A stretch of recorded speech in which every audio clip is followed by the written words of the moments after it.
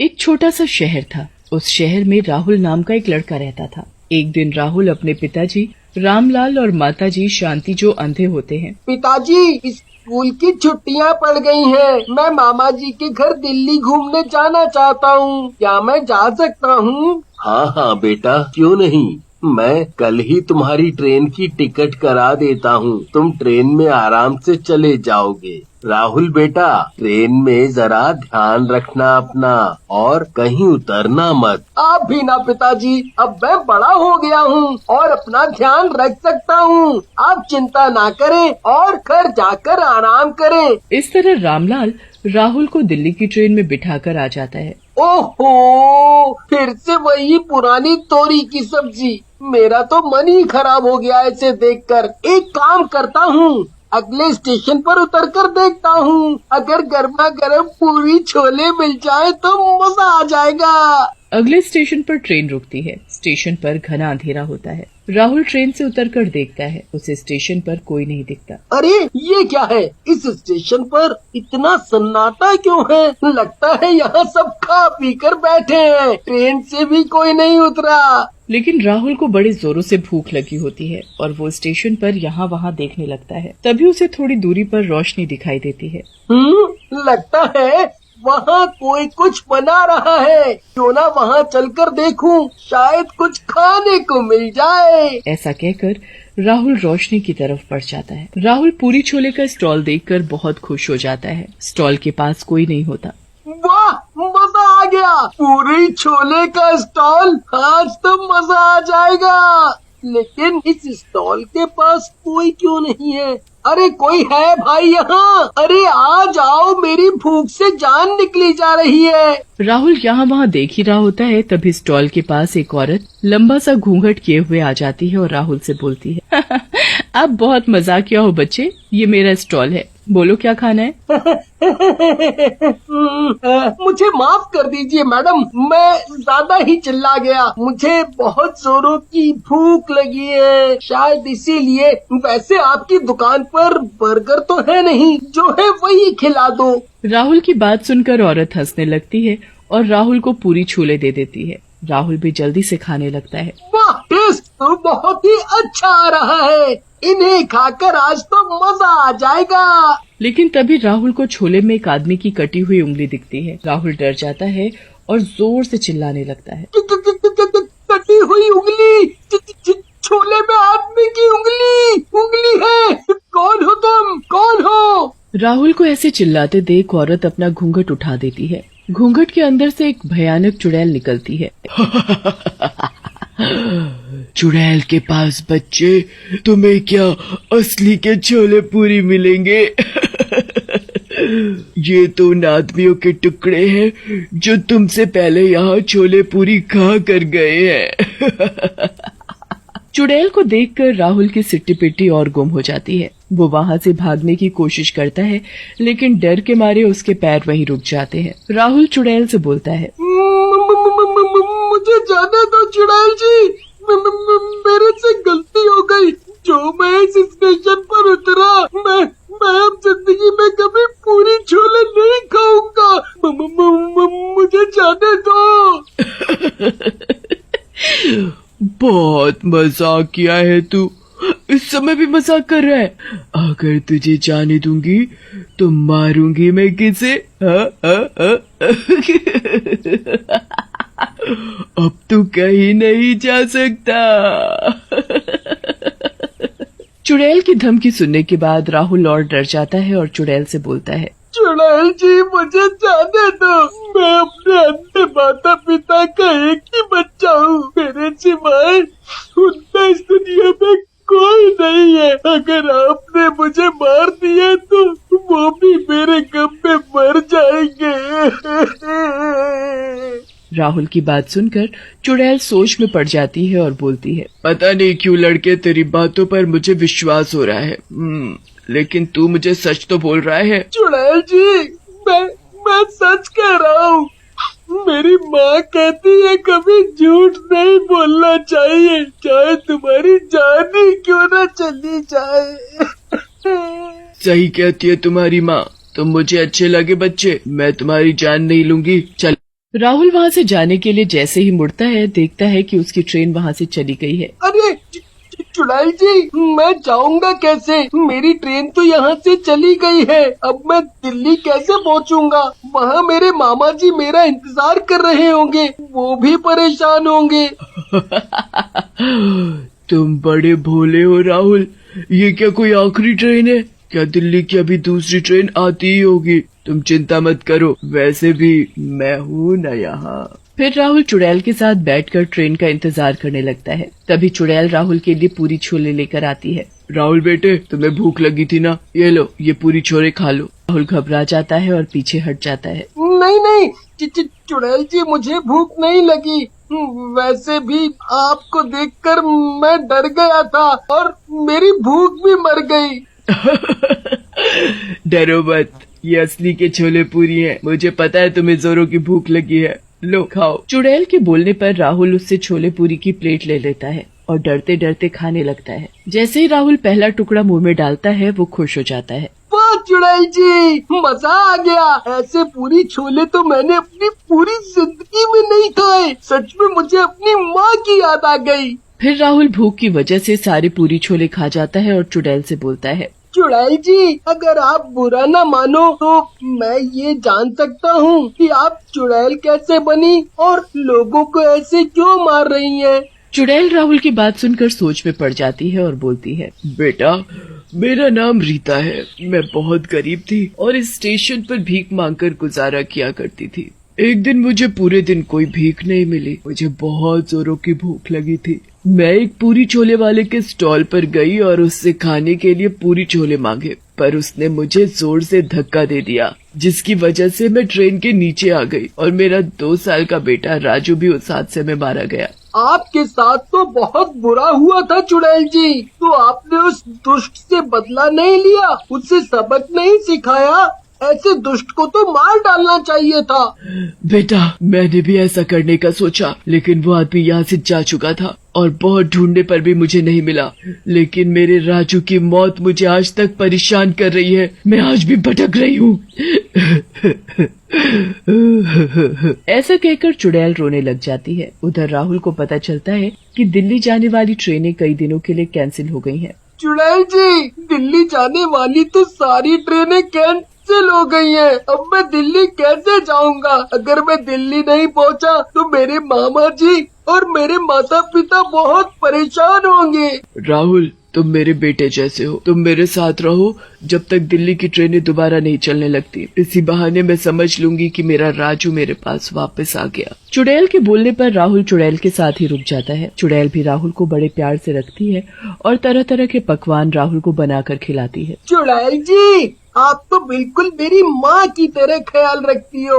उधर राहुल की कोई खबर न पाकर राहुल के मामा जी, जिनका नाम श्यामलाल होता है, वो भी वहाँ आ जाते हैं। चुड़ैल उस समय घर पर नहीं होती। राहुल श्यामलाल से मिलकर बहुत खुश होता है। अरे मामा जी, आप आ गए। मुझे लगा ही था कि आप मुझे लेने आओगे। फिर राहुल और श्यामलाल बातें करने लगते हैं। तभी चुड़ैल वहाँ आ जाती है। अरे चुड़ैल जी, चलो मैं आपको अपने मामा जी से मिलाऊं। देखो, वो मुझे ढूंढते हुए यहाँ भी आ गए। वो मुझे बहुत ही प्यार करते हैं। लेकिन जैसे ही चुड़ैल श्यामलाल को देखती है, गुस्से में आ जाती है और बोलती है, तू तो वही है जिसने मुझे और मेरे राजू को मारा था। बहुत सालों से मैं तुझे ढूंढ रही थी। आज मिला है। आज मैं तुझे जिंदा नहीं छोड़ूंगी। ऐसा कहकर चुड़ैल श्यामलाल को उसकी गर्दन से पकड़कर उठा लेती है। अरे बहन, मेरी बात सुनो। वो सब मैंने जानबूझकर नहीं किया था। मुझे तुमसे ऐसा व्यवहार नहीं करना चाहिए था। तेरे पछतावे का मैं क्या करूं? तेरी वजह से मेरी और मेरे बच्चे की जान गई। मैं तुझे जिंदा नहीं छोड़ूंगी। तुम्हारा राजू मरा नहीं है, वो जिंदा है। वो ट्रेन के नीचे आया ही नहीं था, बल्कि दूर जाकर गिरा था। ये राहुल ही तुम्हारा राजू है। ये बात सुनते ही चुड़ैल श्यामलाल को छोड़ देती है और राहुल से लिपट जाती है। तभी मुझे इनसे इतना अपनापन लग रहा था। मैं अब इन्हीं के साथ रहूंगा। नहीं राहुल बेटा, तुम अपने अंधे माता पिता को कैसे छोड़ सकते हो? और हाँ, जब भी तुम्हारा मन हो मिलने के लिए आ जाना। आप सही कह रही हो माँ। मेरे अंधे माता पिता को मेरी जरूरत है, लेकिन मैं आपसे मिलने आता रहूंगा। फिर राहुल और श्यामलाल वहाँ से चले जाते हैं। सतीश और रानी पति पत्नी थे। सतीश अपनी पत्नी को बहुत प्यार करता था। उसके लिए वो कुछ भी कर सकता था, उसकी हर बात मानता था। पर वो लोग बहुत गरीब थे, टूटे फूटे मकान में रहते थे, वो भी किराए के मकान में। एक दिन मकान मालिक जुगल प्रसाद आता है किराया मांगने। रानी, अरे ओ रानी, जरा घर से बाहर आओ हैं, और जल्दी करो, मेरे पास टाइम नहीं है। आई अभी आई। अरे आप कैसे आना हुआ, क्या बात है? कैसे आना हुआ? अरे क्या तुम्हें पता नहीं, किराया बाकी है कई महीनों का, बस वही लेने आया था। लाओ किराया दो मेरा, आज मैं पूरा किराया लेकर ही जाऊंगा। हाँ। किराया मालिक 2-4 दिन की मोहलत और दे दीजिए, पति की तनख्वाह मिलते ही सारा किराया चुका दूंगी। रानी क्या बात है, क्यों बड़बड़ा रही हो, कोई परेशानी है क्या? परेशानी? आगे पीछे दाएं बाएं चारों तरफ परेशानी ही परेशानियां हैं। क्या तुम्हें दिखती नहीं? मकान मालिक आया था किराया मांगने, कई महीनों से किराया नहीं चुकाया। बताओ कहाँ से दोगे किराया? मैंने जैसे तैसे 2-4 दिन की मोहलत ले ली है उनसे, इंतजाम कर लेना अब तुम। मुंह टेढ़ा करती हुई रानी वहाँ से चली जाती है। अगले दिन सतीश को फैक्ट्री में काम करते करते काफी देर हो जाती है। आधी रात को वो पैदल सुनसान रास्ते से घर जा रहा होता है, तभी उसके पीछे एक काली चुड़ैल लग जाती है। सतीश को पता नहीं था कि उसके पीछे पीछे एक काली चुड़ैल आ रही है। जब उसे थोड़ा अजीब महसूस होता है तो पीछे मुड़ते ही चुड़ैल, भगवान मदद कर, मुझे चुड़ैल से बचा। देखो देखो, मुझे जाने दो, मुझे कुछ मत करना। तुम मेरा पीछा करना छोड़ दो, मेरा पीछा करना छोड़ दो। मुझसे डरने की कोई जरूरत नहीं, मैं तुम्हें कुछ नहीं करूंगी, मैं तो बस तुमसे शादी करना चाहती हूँ। क्या तुम मुझसे शादी करोगे? मैं तो पहले से शादीशुदा हूँ। देखो मैं तुमसे शादी नहीं कर सकता, वैसे भी तुम तो चुड़ैल हो। इतना बोलते ही सतीश वहाँ से भाग निकलता है और भागते भागते घर पहुँचता है। खोलो खोलो, दरवाजा खोलो, रानी जल्दी से दरवाजा खोलो। रानी दरवाजा खोलती है। इससे पहले कि तुम मुझसे कुछ पूछो, मैं खुद ही बता देता हूँ, मेरे पीछे चुड़ैल लगी है, बड़ी मुश्किल से पीछा छुड़ा कर आया हूँ। और वही चुड़ैल पीछा करती हुई हमारे घर तक आ गई है। तुम्हारे पीछे चुड़ैल खड़ी है। चुड़ैल आगे बढ़ती जा रही थी और सतीश और रानी पीछे हटते जा रहे थे। चुड़ैल फौरन अंदर से दरवाजा बंद कर देती है। देखो, मुझसे डरने की जरूरत नहीं, मैं किसी को कुछ नहीं करूंगी। मुझे तुम्हारे पति से प्यार हो गया है और मैं चाहती हूँ कि तुम मेरी शादी अपने पति से करा दो। रानी, तुम इस चुड़ैल की बातों में मत आना। ए चुड़ैल, मैंने बोला ना कि मेरी शादी हो चुकी है और ये मेरी पत्नी है। एक तो तुम चुड़ैल हो, ऊपर से इतनी काली। तुम्हें नहीं पता कि मेरे पति को काले रंग से बहुत नफरत है। काले रंग के कपड़े तक उन्होंने आज तक नहीं पहने, कोसों दूर रहते हैं काले रंग से। अपनी ये बुरी सी सूरत लेकर जाओ यहाँ से, अगर नहीं गई ना तो अभी बुलाती हूँ किसी तांत्रिक बाबा को। आज मैं अपने इस काले रूप की वजह से ही चुड़ैल बनी हूँ। तुम भी मारो ताना, पर कोई बात नहीं, अभी तो मैं जा रही हूँ, पर जाते जाते एक बात बोल कर जाती हूँ। अगर तुम मेरी शादी अपने पति से करा दोगी तो मैं तुम्हें माला माल कर दूंगी, गहनों से लाद दूंगी, तुम्हें दुनिया का सबसे अमीर इंसान बना दूंगी, क्योंकि मुझे पता है तुम्हें पैसों की बहुत जरूरत है, तुम लोग बहुत ही गरीब हो। इतना बोलकर चुड़ैल अंधेरे में गायब हो जाती है। पर रात भर रानी को चुड़ैल की कही बातें सोने नहीं देती। तभी रानी सतीश को उठाती है। सतीश, सतीश, सतीश, उठो, जल्दी उठो, अब तुम्हें फैक्ट्री जाने की कोई जरूरत नहीं। देखो, मेरी बात ध्यान से सुनो, तुम उस काली चुड़ैल से शादी कर लो। अगर तुम उससे शादी कर लोगे तो वो हमें अमीर बना देगी, मकान मालिक का सारा किराया भी चुका देंगे फिर हम। हे भगवान, मुझे तो लगता है कि तुम पागल हो गई हो। उस चुड़ैल की बातों में मत आओ, वो चुड़ैल है चुड़ैल, वो हमें मार कर खा भी सकती है। हाँ, अगर उसे मारकर खाना ही होता हमें तो कल ही नहीं खा लिया होता जब वो घर पर आई थी हमारे। देखो, अगर तुमने उस चुड़ैल से शादी नहीं की ना तो मेरा मरा हुआ मुंह देखोगे। रानी की जिद के आगे सतीश की बिल्कुल भी नहीं चलती, इसलिए वो काली चुड़ैल से शादी करने के लिए मान जाता है। रानी हंसी खुशी अपने पति की शादी उस काली चुड़ैल से कर। शादी होते ही चुड़ैल रानी के हाथ में एक पोटली रखती है जिसमें बहुत सारे सोने के सिक्के होते हैं। ये पोटली सोने के सिक्कों से भरी हुई है, इनसे तुम जो चाहे वो करो। ऐसी ही पोटली मैं तुम्हें रोज दूंगी। रानी जैसे ही पोटली खोलती है तो इतने सारे सोने के सिक्के देखकर उसकी आंखें फटी की फटी रह जाती हैं। रानी पागलों की तरह हंसने लगती है। इतने सारे सोने के सिक्के मैंने कभी नहीं देखे। अब मैं अमीर हो गई, बहुत अमीर। क्या तुम सच में मुझे ऐसी पोटली रोज दोगी? हाँ हाँ, क्यों नहीं। अब ये सारे सोने के सिक्के तुम्हारे हैं, जो तुम्हारा मन करे वो खरीद सकती हो इनसे।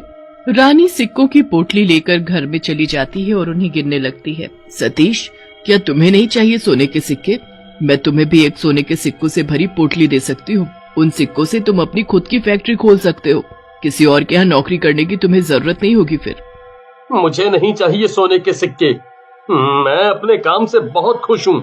जैसे रोज जाता हूँ काम पर, वैसे ही जाऊंगा रोज। मुझे तुम्हारे सोने के सिक्कों से कोई लेना देना नहीं। इतना बोलकर सतीश दुखी मन से वहाँ से चला जाता है। पर सतीश की कही बात चुड़ैल को अच्छी लगती है और वो मुस्कुराती हुई उसके पीछे चल देती है। वहाँ रानी उन सोने के सिक्कों से मकान मालिक का किराया चुका देती है और अपने लिए एक नया घर भी खरीद लेती है, बहुत बड़ा। अगले दिन चुड़ैल रानी के हाथों में फिर से एक सोने की पोटली रख देती है। वहाँ सतीश फैक्ट्री जाने के लिए तैयार बैठा था। आइए, आकर नाश्ता कर लीजिए। आज मैंने आपकी पसंद का सब बनाया है और हाँ, फैक्ट्री जाने के लिए टिफिन भी तैयार कर दिया है। रोज तो रानी बनाती है मेरे लिए नाश्ता, फिर तुमने क्यों बनाया? कहीं तुमने मेरे खाने में कुछ मिलाया तो नहीं मुझे मारने के लिए? ऐसा मत बोलिए, आप मेरे पति हैं, मैं आपको क्यों मारूंगी। मुझ पर विश्वास करिए और चलिए नाश्ता करने, नहीं तो देर हो जाएगी फैक्ट्री जाने में। सतीश नाश्ता करता है और चुड़ैल उसके सामने बैठकर बस उसे ही बड़े प्यार से देखती रहती है। सतीश के जाते ही, ये मेरा घर है, इसलिए तुम्हें मेरे हिसाब से चलना होगा। मतलब अगर इस घर में रहना है मेरे पति की पत्नी बनकर, तो घर का सारा काम करना होगा। मैं कोई नौकरानी तो रख नहीं सकती इस घर में, क्योंकि उसे तुम्हारे यहाँ होने का पता चल जाएगा और वो पूरे मोहल्ले में शोर मचा देगी, चुड़ैल चुड़ैल बोलकर। अब जाओ और काम करो। रानी अपने कमरे में पूरा दिन बस सोती रहती। वहाँ चुड़ैल को सुबह से शाम हो जाती घर का काम करते करते। तभी सतीश घर लौटता है लंगड़ाते हुए। रानी, ओ रानी, बाहर आओ जरा। देखो मुझे कितनी चोट आई है, जरा अंदर से दवाई लेती है ना। सुनते ही चुड़ैल दौड़ी आती है। ये चोट कैसे लगी है आपको, और इससे कितना खून बह रहा है? बहुत देर तक जब रानी बाहर नहीं आती तो सतीश उसी हालत में उसे देखने उसके कमरे तक जाता है। रानी आराम से बैठकर टीवी देख रही होती है। कोई बात नहीं, मैं भी तो तुम्हारी पत्नी हूँ, लाओ पैर दिखाओ। चुड़ैल सतीश के पैर में मलहम पट्टी करने लगती है और चोट लगने की वजह पूछती है। सतीश उसे बताता है कि वो चोट उसे फैक्ट्री में लगी। ऐसी हालत में आप फैक्ट्री मत जाना कल। मुझे कुछ भी हो जाए, मुझे फैक्ट्री हर हालत में जाना ही है। इतना बोलकर सतीश सोने चला जाता है। चुड़ैल पूरी रात उसे ही देखती रहती है। सुबह जब सतीश फैक्ट्री के लिए लंगड़ाता हुआ घर से बाहर निकलता है तो रास्ते में फूल ही फूल पड़े देखता है। हैरान होने की जरूरत नहीं, ये मैंने ही आपके लिए बिछाया है। आपके पैर में चोट आई है ना, इसलिए बिछाए हैं। चुड़ैल सतीश का अच्छे से ध्यान रखती थी। उसे जो चाहिए होता उसे दौड़ कर ला कर देती। एक दिन रानी को एहसास होता है कि सतीश उसकी तरफ बिल्कुल भी ध्यान नहीं देता। वो चुड़ैल से बहुत घुल मिल गया था और उससे वो हंस हंस कर बातें करता था। ए काली चुड़ैल, वो मेरे पति हैं, उनसे दूर रह। मैं तुम्हें रोज सोने से भरी पोटली देती हूँ ना, इसलिए क्योंकि तुमने अपने पति से मेरी शादी की। अब वो मेरे भी पति हैं। अरे दौलत के लालच में मैं अपने पति को भूल गई और अनजाने में ये गलती कर बैठी। मुझे तुम्हारे दिए हुए सिक्के नहीं चाहिए, मुझे बस अपने पति का प्यार चाहिए। आखिर तुम्हें समझ आ ही गई। मैंने तुम्हें कितना समझाया पर तुम्हें मेरी बात समझ नहीं आई। दौलत के सामने तुम मुझे भूल गई। मैं तुम्हें कितना भी कमा कर देता, तुम उन पैसों को पानी की तरह बहा रही थी। तुम्हें समझाने का बस एक यही रास्ता था। एक रात मैंने तुम्हारे पति को पकड़ लिया। उसे हाथ लगाते ही उसके मन की सारी बात मैं जान गई। मुझे सतीश पर बहुत दया आई और मैंने उसकी मदद करनी चाहिए। हम दोनों ने मिलकर तुम्हें सुधारने के लिए ये सब किया। रानी को अपनी गलती पर बहुत पछतावा हुआ। उसने चुड़ैल से लिए सभी सिक्के उसे वापस कर दिए। मेरा रंग अचानक से इसीलिए बदल गया क्योंकि मुझे एक ऋषि मुनि से श्राप मिला था कि जब तक मैं किसी जरूरतमंद की मदद नहीं करूंगी तब तक मेरा रंग काला ही रहेगा। इतना बोलकर चुड़ैल हमेशा के लिए गायब हो जाती है।